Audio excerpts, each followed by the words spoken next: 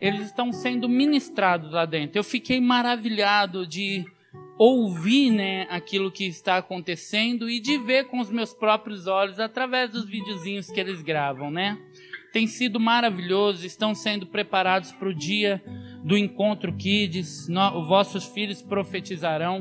Uma coisa que eu creio piamente, aquilo que nós estamos fazendo não para em nós. Nós somos somos pessoas que entendem que aquilo que Deus faz em nós não para em nós, mas nós somos geracionais. Aquilo que nós fazemos está apontando a uma geração. Eu acredito muito que tudo aquilo que Deus planta nas nossas vidas não pode ficar em nós.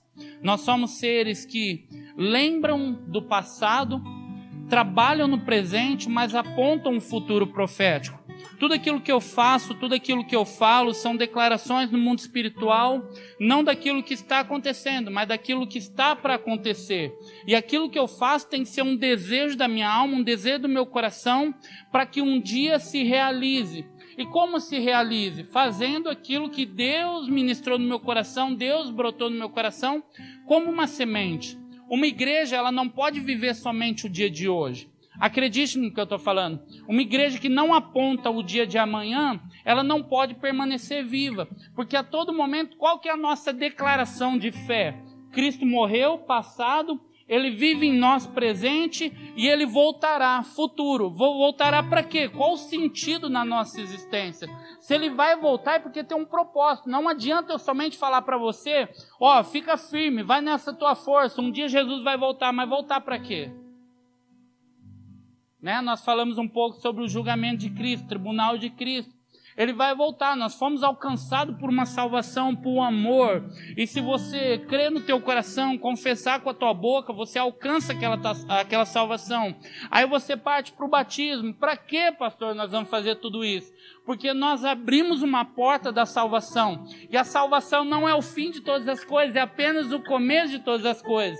Aí você agora tem Jesus na tua vida e você começa a desfrutar do reino de Deus. Qual que é o reino de Deus? A vida de Cristo que passou a viver em nós. Quando ele diz assim, olha, o reino de Deus está próximo, o reino de Deus já chegou. Ele está falando, eu já vim. Uma declaração que foi feita lá no Gênesis, agora é manifesta em carne. O reino de Deus chegou. Agora o reino de Deus não só está visível, mas o reino de Deus você pode sentir. Onde? Aqui, na tua própria vida. Olha a declaração de João Batista. João Batista fala assim, eis aí o Cordeiro que tira o pecado do mundo. Ele faz uma declaração, chegou, está aí, aquele que foi profetizado chegou. Mas Paulo fala assim, não eu mais vivo, mas Cristo faz o quê? Vive em mim. Olha o nível de revelação. João Batista está falando, eis ali, está ali, ó, o Cordeiro. Mas Paulo tem uma revelação e fala, não está ali, agora ele está aqui. Todos aqueles que crerem, confessarem o nome dele, ele passa a viver dentro de nós. E o reino de Deus é implantado dentro de você. Mas para que o reino de Deus é implantado dentro de você? Para uma coisa, toda a criação está com uma ardente expectação da manifestação de quem? Do Filho. Por quê? Se o Filho não manifestar, o reino não é manifesto. Porque Jesus ele pode vir fazer o que ele quiser, mas ele escolheu usar a tua vida. E quando a tua boca se abre para abençoar alguém, está manifestando o reino. Quando nós fazemos aquilo lá com as crianças, estão sendo treinadas. Não é só um aprendizado, eles estão sendo forjados para uma grande batalha que eles vão enfrentar no dia de amanhã. Hoje a gente pode falar para os nossos filhos, filho, ele machucou. O que você faz? Não sai correndo passando remédio, não. Antes, faz uma declaração de fé no coração dele. Filho, chega aqui, vamos orar. Deus vai curar isso daí. Vamos orar. Você estende a mão ali, bateu a barriguinha, está doendo. Papai do céu, abençoa. Sara a barriguinha dele, em nome de Jesus. O Senhor pode sarar. Vai em direção à raiz desse problema. Essa dor é só uma declaração que existe algo de errado. Cura a barriguinha dele em nome de Jesus. Sabe o que vai acontecer? Pode ser que você vai dar um remedinho, claro, normal, Deus usa o médico, usa a medicina, usa a ciência, nós estamos desfrutando disso. Mas em todo momento ele vai saber, poxa, Deus pode fazer, Deus pode fazer, Deus pode fazer. Hoje a gente provou disso, né? A gente foi mandar hoje é aniversário do nosso sobrinho, do Pedro, E a gente falou para as crianças, né? Vamos lá mandar parabéns pro Pedrinho? Então vamos. Aí deu o telefone na mão deles e sem pedir, falar para eles o que devia ser falado. O Thalesinho chegou lá. Oi, Pedrinho, parabéns, que Deus abençoe muito a sua vida, aquela coisa. Aí veio o B, né? Pedro, Deus te abençoe, né? Aí a Elisinha foi na vez dela. Jesus te dá um presente hoje, tchau, né? Mas você entendeu que o princípio está no coração. Já partiu, a sementinha está sendo plantada. Toda essa declaração que a gente faz no dia de hoje está apontando profeticamente para o dia de amanhã. E nós somos uma igreja profética, nós somos pais proféticos. Quando nós falamos de paternidade, não é paternidade só para encher a barriguinha deles de comida, não. É apontar um destino. Um pai e uma mãe que crê em Deus, que vive os princípios de Deus, você vai perceber que a todo momento está dando destino para aquele que está caminhando junto. Eu tenho que olhar para a tua vida e falar para você, fica firme, vai dar certo lá na frente. Eu não posso só falar para você, tá ruim, então para tudo, tua vida, e não tem mais jeito. Não, nós somos uma igreja profética. O que é uma igreja profética? É uma igreja que dá destino. Qual que é o destino? Aquilo que Deus escreveu a respeito da sua vida. Por isso que eu falo sempre, não adianta a gente só pregar Apocalipse se não entender o Gênesis. Porque toda a estrutura bíblica está apontando a você, restaura a tua vida, volta para a origem. Não adianta eu te dar um destino sem você saber de onde você saiu. Por isso que semana passada nós falamos de um povo que não era povo, que não tinha misericórdia. Mas agora Deus te chamou e te deu um nome. Por que deu um nome? Porque se você não tem pai, você não tem nome. Se Deus te chamou pelo nome, é porque agora você tem um pai. E pelo fato de você ter um pai, todo pai tem que dar destino para o filho.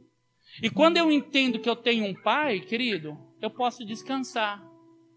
Porque qual o pai que o filho pedindo um pão, ele lhe daria uma pedra? Né?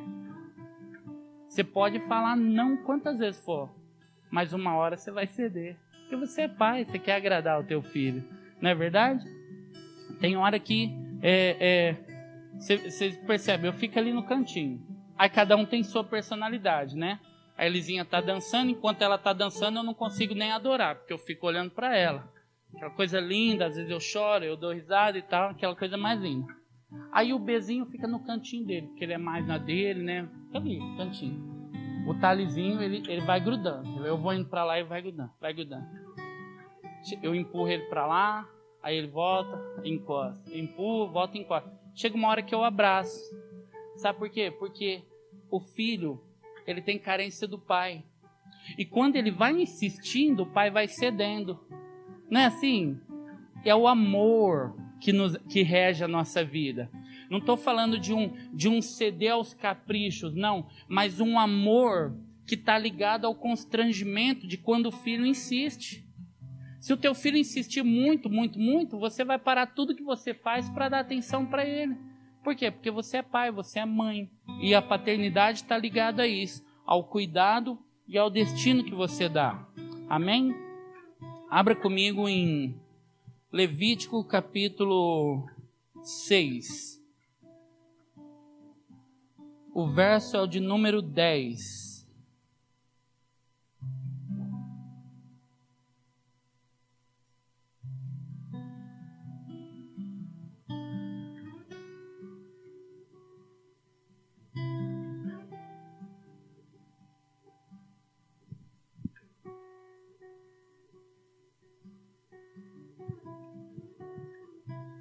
Levítico capítulo 6, o verso de número 10 em diante. O texto diz assim: o sacerdote vestirá a sua túnica de linho e os calções de linho, ou a calça de linho sobre a pele nua, e levantará a cinza quando o fogo houver consumido o holocausto sobre o altar, e o colocará ao lado do altar. Pegará a cinza e colocará de lado ao altar. Verso 11. Depois despirá suas vestes e porá outras roupas.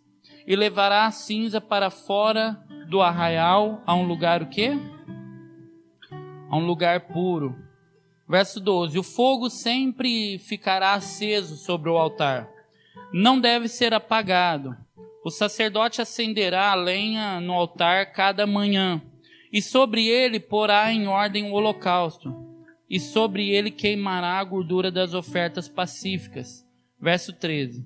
O fogo queimará continuamente sobre o altar. Repita comigo: o fogo queimará continuamente sobre o altar e não deve ser apagado. Senhor, nós te adoramos, Pai. Que essa mensagem seja uma semente no nosso coração uma terra fértil. Pai, nós oramos para que todo impedimento, Deus, toda obstrução da Tua palavra caia por terra. Oh Deus, tudo aquilo que tentar roubar aquilo que o Senhor tem para falar aos nossos corações, seja impedido em nome de Jesus, Pai. O Senhor tem liberdade, Pai, de falar conosco. O Senhor tem a liberdade de transformar as nossas vidas e nós clamamos por isso, em nome de Jesus. Querido, eu preciso que você me dê como presente a tua atenção nessa noite. Nós vamos falar de algo poderoso, mas que simples, mas que é capaz de mudar toda a nossa vida. Preste atenção nisso. O sacerdote aqui, Levítico, é um livro de modelos, né, de direções. Ou seja, depois do Êxodo, Deus começa a dar direções como o povo deve proceder a respeito de cada situação, a respeito de cada aspecto da vida. Ou seja, ele começa a dar direções assim, vamos supor, se você pecou, você deve proceder dessa maneira. A sua oferta deve ser dessa maneira. Os seus dízimos, as suas primícias, os seus sacrifícios, o holocausto, ele vai dando modelos de como prosseguir. Ele vai colocando uma cartilha, né? O manual do povo, ele vai descrevendo aqui no livro de Levíticos. E aqui o texto está dizendo assim para o sacerdote, toda vez que ele for oferecer esse tipo de holocausto, ele deve proceder dessa maneira. Ele vai colocar uma roupa de linho, era como se fosse um vestido comprido, a estola sacerdotal, e por baixo ele tem que colocar uma calça de linho. Aqui já tem uma entrelinha, porque o altar, o que significa o altar? É um lugar de evidência, um lugar alto, onde era disposto o sacrifício em função de algo, da remissão de algo. E quando o sacerdote ia subir para aquele lugar, ele não poderia correr o risco de se tornar vergonha para que ele estava embaixo. Então ele tinha que pôr uma calça para que não aparecesse as suas genitálias a quem estava ali de frente ao holocausto.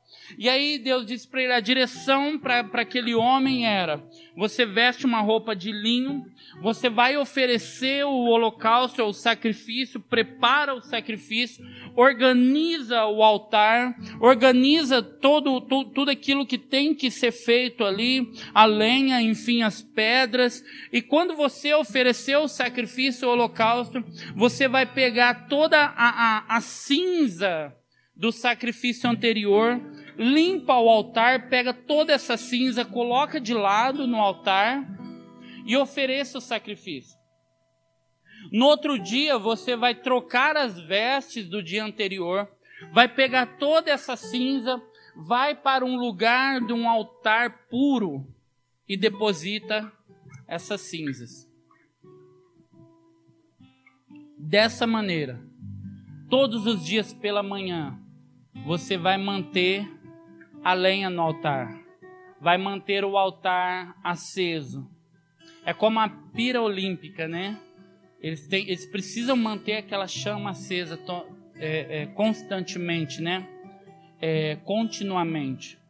Só que esse texto aqui, ele me dá alguns segredos que eu carrego para a minha vida e eu julgo necessário para a vida de todo aquele que quer proceder de maneira virtuosa diante do Senhor. A primeira coisa que eu tenho que aprender com esse texto é: não despreze aquilo que foi feito antes da sua chegada. Olha o que Deus diz para esse sacerdote: pegue toda a cinza. Só que é interessante que a cinza, quando a gente fala disso, a gente fala de um resto, de algo que sobrou, de um outro sacrifício, que não serve para nada. Só que ele fala para ele, junta tudo isso, coloca de lado. Continue operando aquilo que você tem que fazer. Quando você acabar o que você tem que fazer, pega toda essa cinza, leva para onde? Para um altar puro. O que ele está falando? Ele fala, leva para um lugar de honra. Não despreze os marcos antigos. Não despreze aquilo que foi feito antes que você chegasse. Não despreze a vida dos teus pais, mesmo que eles erraram contra você. Precisa ter um lugar de honra no teu coração. Não despreze o sacrifício do dia anterior. Não despreze aquilo que aconteceu antes de você chegar. Não despreze o lugar de onde você veio. Aquilo precisa de ser honrado. Por quê? Porque você não seria quem você é se não fosse quem passou pela tua vida. Bom ou ruim foram usados para construir quem você é, construir a palavra que está na tua boca, construir o pensamento que está na sua mente, construir a vida que você carrega hoje. Ele está falando, não despreze o sacrifício do dia anterior, porque toda cinza simboliza que havia fogo ali. Aleluia. Toda cinza que você precisar tirar simboliza que houve fogo ali. E ele fala assim, tira, coloca num lugar de honra. E todo dia pela manhã, alimente o altar, para que o fogo arda constantemente, continuamente no altar. O fogo arde no altar. O altar precisa ser organizado. Querido, deixa eu falar uma coisa para você. Vamos distinguir duas coisas. Quando a gente olha para o contexto igreja, onde está o altar? Aqui é onde eu estou, estou certo ou estou errado? Só que nós precisamos fazer algo, desmistificar algo. O altar, na verdade, não está aqui. O altar é tudo aquilo que você constrói na sua vida e a partir da sua vida. Porque tudo aquilo que eu liberar aqui nesse lugar é lenha para que você queime, não o altar queime. Toda a chama que sair do altar, toda palavra profética, tudo aquilo que sair da boca de quem está ministrando é apenas um combustível para que queime não o altar, mas a sua vida. A gente precisa distinguir ou desmitificar ou tirar toda a fantasia que a gente cria. Por quê? Porque se a gente julga este lugar como lugar santificado, nós tiramos a santidade da sua vida e o altar que precisa ser construído e organizado na sua vida. Perceba que Deus operou grandes milagres ao longo da história. Mas no Êxodo, você vai perceber que as pragas que foram liberadas no Egito, elas foram liberadas por quê? Para endurecer o coração de Faraó e libertar o povo. Amém? O povo de Israel. Só que perceba que das 10 pragas do Egito, a grande maioria delas, se eu não me engano, 8 delas, foi uma liberação de uma palavra. 2 delas foi liberação de um anjo. A morte dos primogênitos, enfim, foi um anjo que passou. Mas Deus só se apresenta ao povo quando o tabernáculo estava pronto. Perceba que a todo momento Deus libera uma palavra. Em alguns momentos Deus vai liberar um anjo sobre a sua vida. Mas Ele só vai se apresentar a você quando o altar estiver pronto. Olha só, Deus dá todas as direções para Moisés construir o tabernáculo. Constrói nessas medidas, com esse tipo de madeira, com esse tipo de pano, nessas metragens. Aqui você coloca o altar, aqui você coloca a mesa dos pães, aqui você faz isso, aquilo você faz aquilo. Aí a Bíblia vai falar assim, quando o tabernáculo estava pronto, o tabernáculo de Moisés, a Bíblia diz, a nuvem desceu. Olha só que interessante. A nuvem desceu. Existe um processo nas nossas vidas de organização para que nós possamos experimentar aquilo que Deus está disposto a fazer na nossa vida. A nuvem só desce. O que é a nuvem? É a aprovação de Deus. É a glória de Deus, é o fogo que a gente busca de Deus, é toda a chama que precisa arder na nossa vida, toda a chama de transformação para a nossa vida, toda a aprovação de Deus para a nossa vida, ela acontece mediante uma coisa: organização de altar. O que é um altar? Basicamente, é lenha, fogo e sacrifício. É lenha, fogo e sacrifício. O que é a lenha? É tudo aquilo que eu pratico. O que é o sacrifício? Sou eu. O que é fogo? É aquilo que vem de Deus. Se eu não preparar o altar, Deus não se manifesta na minha vida. Não adianta eu clamar, não adianta eu fazer como os profetas de Baal, me chicotear, arrancar pedaço da minha carne, gritar. Vai sempre aparecer um Elias, você está falando muito baixo, ele não está te ouvindo. Primeira coisa que Elias faz, prepara o altar. Depois do altar preparado, aí ele clama ao Senhor. Então eu ajusto a minha vida, ajusto o tabernáculo que sou eu, ajusto a minha casa, e aí Deus desce na nossa vida. O povo fala para Moisés assim: Moisés, por que Deus só fala com você e não fala com a gente? Não tem problema nenhum. Prepara, se santifica. No terceiro dia Deus vai descer. Sabe o que acontece? O povo tudo se santificou. Todo mundo se preparou. Organizaram o altar. Organizaram a vida deles. Passaram um processo de santificação. Moisés sobe.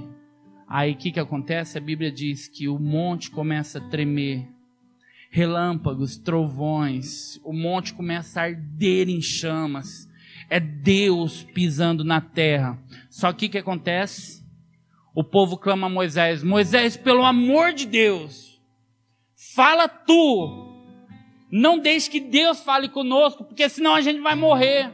Fala tu, Moisés, para que nós possamos proceder, porque se Deus falar com a gente morre. O grande problema é que a gente tem medo, a gente não se prepara para aquilo que Deus tem para fazer na nossa vida. Deus tem grandes coisas para fazer na nossa vida. Só que por conta de falta de preparo, a gente não consegue colocar a mão naquilo que é nosso por herança. A Bíblia diz que toda sorte de bênção já foi liberada a nós, nas regiões celestiais. Por que nas regiões celestiais? Porque não pode estar à sua disposição. Você precisa alcançar essas bênçãos, ainda que seja sua. Precisa de uma capacitação, uma preparação, uma organização para que você toque naquilo que é teu por herança. Porque se você pegar, antes de estar capacitado, sem preço a pagar, você não dá valor àquilo que você conquista. Tudo aquilo que é te dado, você não dá valor antes de pagar um preço.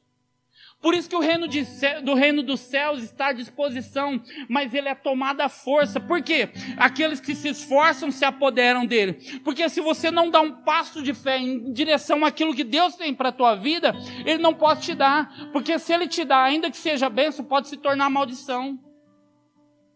Perceba que Isaac era promessa ou não era? Mas toda promessa é Deus que cuida enquanto é promessa.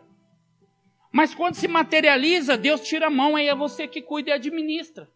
E aquilo que era bênção, se você não administrar da maneira que tem que administrar, se torna tropeço. Por isso que nós vemos aquele texto de 1 Pedro.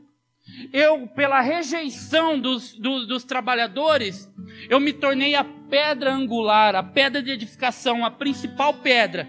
Porém, aqueles que me rejeitaram, eu me torno pedra de tropeço, um organismo de vergonha. Por quê? Porque o evangelho, ele não sustenta a fé de quem não acredita. Ele vai contrário a toda crença que não crê em Jesus. Então ele é uma pedra de tropeço. Por que pedra de tropeço? Porque se você não crê, eu não posso te dar. Porque se eu te dar aquilo que você não crê, eu estou escravizando você longe dos meus caminhos. Por isso que todo sucesso longe de Deus é o pior nível de fracasso do ser humano. Porque acredite, todo rico, sem Deus, ele acredita que é a força do braço dele que sustenta ele. Por isso que a Bíblia diz assim, que é mais fácil um quê? Um camelo entrar por um buraco de uma agulha.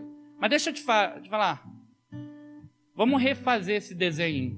Não é um camelo entrando no buraquinho de uma agulha. Ele está falando assim, a fenda de uma agulha era a ponta, imagina duas montanhas num vale, e aí tem um desfiladeiro de pedras. Aquele cantinho embaixo é a fenda da agulha. Então ele fala assim, é mais fácil um camelo, porque era comum eles viajarem de camelo. Só que chegava nessas fendas, ele tinha que prosseguir a pé. Ele está falando assim, é mais fácil um camelo se espremer e andar no meio daquelas pedras, que era quase que impossível, do que um rico entrar no reino dos céus. Por que ele está falando assim? Porque todo abastado, ele tem dificuldade de crer que foi Deus a sua provisão. Porque às vezes foi fruto de um trabalho, e não tem nada errado com isso. Fruto de trabalho, Deus abençoa as suas mãos, mas tem gente que é abençoado sem nem ter Deus. Por quê? Porque aquilo que você planta é aquilo que você colhe. Se você trabalha demais, você pode alcançar o sucesso sem Deus, mas todo sucesso de Deus é a pior ruína do ser humano. Por quê? Porque ele estabiliza a fé dele na crença de que ele pode. E aí Deus está falando assim, é mais fácil um camelo entrar do que um rico entrar no reino dos céus. Por quê? Vai pregar para alguém abastado. O que ele faz? Estou tranquilo, não preciso de nada. Eu tenho saúde, eu estou rico, eu tenho minha família, eu não preciso de nada. Mas a grande verdade é que ele precisa de tudo. Porque ele pode ser rico, mas ele não tem Jesus. E Jesus é dono do ouro e da prata. A qualquer momento, qualquer tipo de enfermidade pode ceifar a vida dele. E aí ele vai clamar, Jesus, mas será que dá tempo? Perceba que todo sucesso, longe da presença de Deus, é o pior nível de fracasso do ser humano. Quando ele fala, tira as cinzas do altar e coloca num lugar de honra, ele está falando, olha, preste atenção no que eu vou falar. O caminho que você está fazendo porque alguém trilhou ele primeiro. Nós estamos reunidos hoje aqui, porque um monte de gente morreu dentro de um coliseu da vida.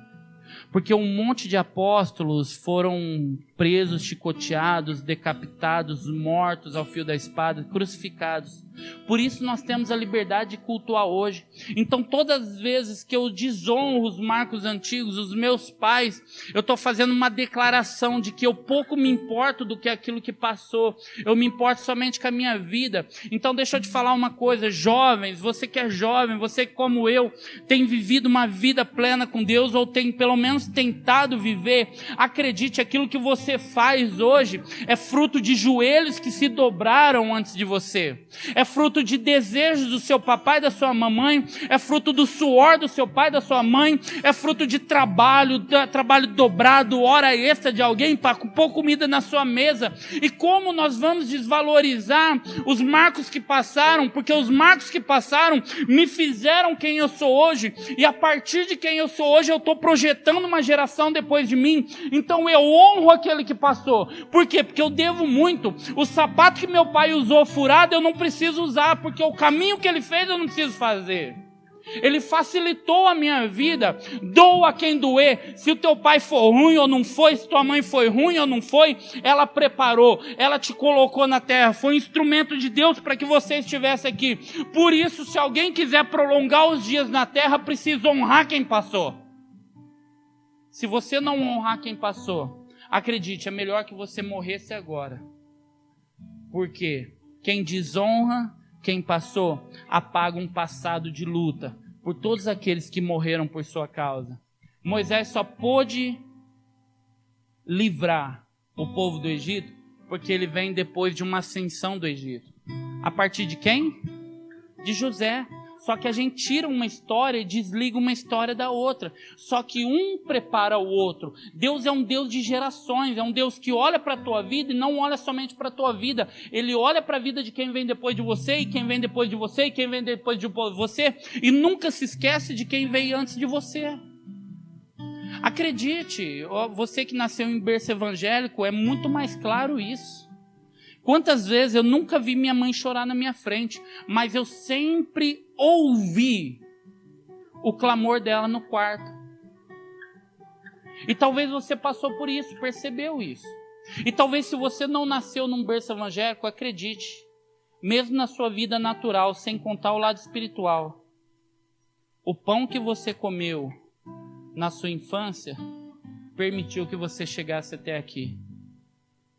Teu pai muitas vezes passou muita dificuldade para que colocasse o prato de comida na sua mesa. A tua mãe passou muita dificuldade, renunciou muitas coisas muitas vezes para colocar um prato de comida na sua mesa.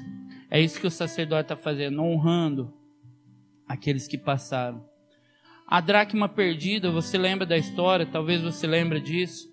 É muito interessante a gente pensar que tudo aquilo que a gente perde dentro de casa, na verdade a gente não perde. A gente fala, né, eu perdi minha chave, mas na verdade você não perdeu, você só não sabe onde está, onde você colocou. E é incrível como que a mulher da gente é, né? Fala, não tá ali, não tá, eu já olhei umas 10 vezes, tá ali, não tá. Minha mãe falava assim, se eu for aí, eu vou esfregar na sua cara. Gente do céu, vinha direto, né? Aquela, amor, dentro do armário, tá lá, não tá aqui, já falei, não tá. Minha mãe deitar no sofá, se eu for aí, eu vou esfregar na tua cara. Quando ela chegava, nós corria. Por quê? Porque ela só ia pegar. Ela não ia procurar. Ela só ia pegar onde estava. Mas a gente não vê. Então, tudo aquilo que a gente perde dentro de casa, na verdade, a gente não perde. A gente só não sabe onde está, porque a cabeça viaja.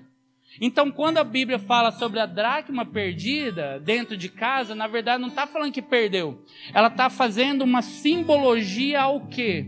Ao fogo que ilumina toda a casa. Mas quando o fogo, quando ela pega e acende a lamparina, ela acha a dracma? Não. O que ela vai ver? A bagunça. E aí ela vai perceber que antes dela achar aquilo que era de valor, antes dela precisa organizar a casa. Porque todo fogo, por isso que o altar precisa estar organizado. Porque o fogo vem revelar a imundícia que está dentro da nossa vida. Antes ele lapida para depois trazer em evidência aquilo que tem de valor dentro de você. Então, quando você clama, Deus, incendeia a minha vida, envia fogo do céu, o Espírito Santo incendeia a minha vida, e é tudo que Ele quer, porque Ele quer que você seja um altar que queima continuamente. Queima como? Não é pegar fogo, virar uma tocha, não. É que Deus incendeia a tua vida, e você passa a herder da forma que, da presença de Deus dentro de você. Só que Deus não vem na sua vida, senão para revelar o lugar de você, onde você saiu, para te mostrar o lugar onde Ele quer que você chegue. Mas para revelar o lugar de onde você saiu, primeiro Ele traz em evidência tudo aquilo que está errado. E aí aquela mulher acende aquela lamparina, que era uma vela, né, uma tocha de fogo. Antigamente meu pai levava a gente para o rancho, como chamava aquilo lá, Wes? Lampião, né, gente? Lampião. Né? E deixava a gente tudo, com o nariz tudo preto, né? Aquela fumaça preta, né? E a gente acendia. E a Bíblia está falando assim, o fogo de Deus, a presença de Deus, ela não vem senão para revelar quem você é e revelar quem Ele quer que você seja. Só que quando Ele revela quem você é como se fosse um espelho. A glória de Deus é como se fosse um espelho. Quanto mais eu me aproximo de Deus, mais revela a minha limitação como homem. E quanto mais eu me aproximo de Deus, mais eu tenho que desconstruir quem eu sou para me parecer com Ele. E aí Ele acende, ilumina toda a casa, para que nós extraímos de nós toda a imundície. Tudo que nós precisamos saber nesses dias, e eu quero partir para o fim com você, é que o Espírito Santo, Ele vem sobre nós para revelar quem nós somos. Antes de tudo, de onde Ele nos tirou e nos mostrar onde Ele quer que nós cheguemos. Um princípio que você precisa levar para você: saiba quem você é, ponto. Quanto mais clareza você tem das suas limitações, mais em evidência fica a presença de Deus na sua vida. Quanto mais eu entendo que eu sou dependente, mais Ele se revela na minha vida. Quanto mais eu entendo o quão preciso do Senhor, quando minha família precisa do Senhor, mais Ele se revela a mim. A presença de Deus não vem senão para revelar quem você é e te mostrar onde você precisa chegar. Se coloque de pé, você que pode.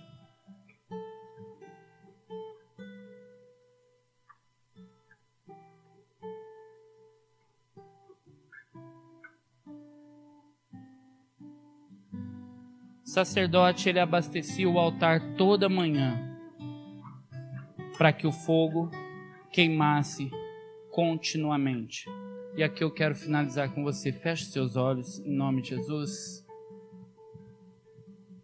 Você que pode, feche seus olhos, não perca esse momento. O que é abastecer o altar na sua vida? O que é manter a chama acesa na sua vida? É todo momento quando você entra dentro do seu quarto e você ali se torna 100% dependente do Senhor. É quando você entra no teu quarto e é o último recurso que você tem, e você vai e dobra seu joelho lá dentro do teu quarto. E aquilo você só tem uma coisa a fazer, é clamar: Jesus, me ajuda. Senhor, eu sou totalmente teu, eu não sei para onde ir, eu não tenho mais recursos. A minha família é toda tua, Senhor. É todo momento que você entra dentro do teu quarto e vai se relacionar com Ele, vai entregar a sua vida mais uma vez para Ele. É nesses momentos que você está abastecendo na tua vida, tudo aquilo que precisa para a chama de Deus continuar, queimando em você, ardendo em você. A presença de Deus na sua vida, ela não pode se esfriar, mas antes precisa ser mantido o altar aceso. Ou seja, eu preciso constantemente promover o recurso para que Deus habite dentro de mim e continue queimando a minha vida. A presença de Deus na minha vida, manifestando dia após dia, eu abandonando as imundícias da minha vida, os pecados, os erros, tudo aquilo que foi posto em evidência na minha vida, para que eu tirasse de mim, para que Deus continuasse agindo e trabalhando na minha vida. No momento que eu entro no meu quarto, eu fecho a porta atrás de mim e a única coisa que importa é Ele. É quando você vem para essa casa aqui, e você ergue as suas mãos no período da adoração e você diz: Senhor, Tu és maravilhoso, Jesus. Tu és bendito. É quando você vem para cá e a tua vida, muitas vezes você está passando crises violentas na sua vida. E as dores que você está sentindo são ferrenhas, as batalhas que você está travando são ferrenhas, mas nada disso importa. Quando você está na presença dEle, você constrói o teu santíssimo lugar, o teu lugar de adoração, e não importa quem está do teu lado, quem está do outro lado, quem está na frente, atrás de você. A única coisa que importa é você e Deus naquele momento. Você está organizando a tua vida, organizando o teu altar e falando: Senhor, pode queimar, mas continua queimando. E você vai abastecendo aquilo na adoração. Você vai dizendo: Senhor, Tu és maravilhoso, Tu és bendito. Ainda que está tudo ruim, ainda que está tudo passando crise na minha vida, as lutas na minha vida, mas importa que eu Te adore. Ah, Jesus, você incendeia nesses momentos. É quando você vem e tudo está difícil na sua vida, você traz uma oferta no altar, você continua firme, você continua sendo um dizimista fiel, você continua sendo um ofertante generoso. Sabe por quê? Porque não é a sua condição financeira, é o desejo do teu coração de adorar aquele que merece toda adoração. Ah, meu irmão, é manter o altar incendiando, queimando em todo o tempo, não importando o que está acontecendo lá fora, mas é organizando o altar para que Deus manifeste na tua vida. E deixa eu te falar uma coisa: aquilo que Deus vai fazer na tua vida, não vai fazer aqui, vai fazer depois desse culto, vai fazer na quinta-feira, vai fazer na segunda-feira. Ele vai promover dentro de você uma transformação, e toda essa transformação começa dentro de você e vai manifestar fora de você quando você estiver diante de todas essas lutas que você está travando. Está entendendo? O que importa para você? Você dispor o teu coração: Senhores, eis aqui, eis-me aqui. Esse aqui é o altar. E eu preciso que o Senhor queime, que eu preciso ser incendiado. Eu preciso queimar, Senhor, na Tua presença. Não só queimar na Tua presença, mas continuar queimando fora dela. Oh, Jesus amado. Tudo que Deus vai fazer na sua vida, na tua família, na sociedade que você mora, no bairro que você mora, no teu trabalho, na tua escola, faculdade, seja lá onde você estiver, tudo que Deus vai fazer, Ele vai fazer a partir de você, dentro de você. Ele vai promover dentro de você algo poderoso, a ponto de isso materializar fora de você. E deixa eu te falar, o milagre, quando for materializado aquilo que você clama, antes aconteceu dentro de você. Ele só externou depois.